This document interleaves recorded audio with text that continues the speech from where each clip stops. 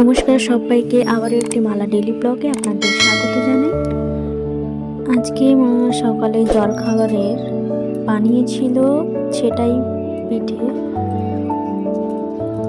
তার জন্য মা আগে থেকে চাল ভিজিয়ে রেখেছিল কিছুটা, তো সেই চাল শিলনোড়ায় বেটে নিচ্ছে।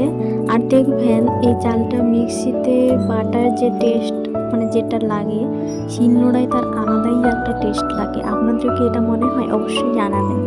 আমার তো শিলনোড়ায় বেটে যে মা অনেকবার করেছিল তৈরি, দারুণ লেগেছিল। মিক্সির থেকে শিলনোড়ায় বেটে খাওয়াটা তার টেস্ট আলাদাই একটা মজা। আর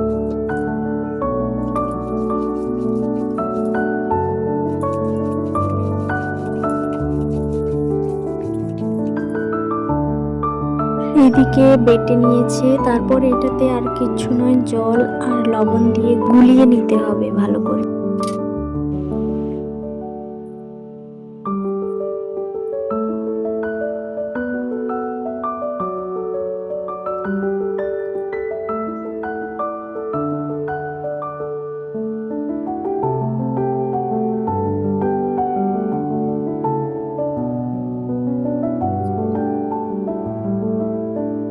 তো মা কিভাবে এটাকে গুলিয়ে নিয়েছে দেখুন, এটা একটু পাতলা পাতলা হবে। তারপর এটাকে আর কিছু দেবে না। আপনারা চাইলে এটাতে অনেক কিছু মিক্স করতে পারেন, যেমন মৌরি, চিনি, দুধ গুঁড়ো, অনেক কিছুই চাইলে মিক্স করতে পারেন। আমার এমনি খেতে ভালো লাগে, তাই মা এমনি বানিয়ে দিয়েছিল। তারপর এইতে তাওয়াতে করে গ্যাসে ভালো করে ভেজে নেবে ঢাকনা দিয়ে দিয়ে।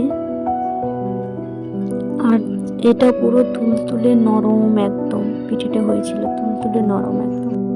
এটা সবজি দিয়েও খেতে পারেন, বা কোনো চাট যদি থাকে, চাট মশলা বা কিছু তা দিয়েই খেতে পারেন, বা চিকেন, অনেকে এটাকে আবার চিকেনের সাথেও খেতে পছন্দ করে। কিন্তু আমার মা এটার সাথে বানিয়েছিল আলু মটরের একটা মাখা মাখা করে, তো সেটা দিয়েই আমি খেয়েছিলাম আজকে সকালে। এটাই হয়েছিল, মা বানিয়েছিল। আর এইটাতে যে মা তেলটা দিচ্ছে, এটা হচ্ছে আপনারা চাই ব্রাশের থেকে, আমার মনে হয় আমার মা এটাতে দিয়েছিল কলা গাছের যে ডাঁটি হয়, ওটাকে ভালো করে থেতো করে তারপরে তেলটা এর সাথে মিক্স করে দিয়েছিল। তো আপনারা ব্রাশে দিতে পারেন, তো ব্রাশের থেকে এটা একটা আলাদা একটা ইউনিক দারুণ ব্যাপার আছে। তো এইদিকে হয়ে গেছে, তারপর মা আমাকে দিয়ে দিয়েছিল খাওয়ার জন্য। আর সত্যি বলছি, অসাধারণ হয়েছিল, আর তুলতুলে নরম একদম হয়েছিল খেতে। আজকে এই পর্যন্ত, দেখা হবে পরবর্তী একটি ব্লগে।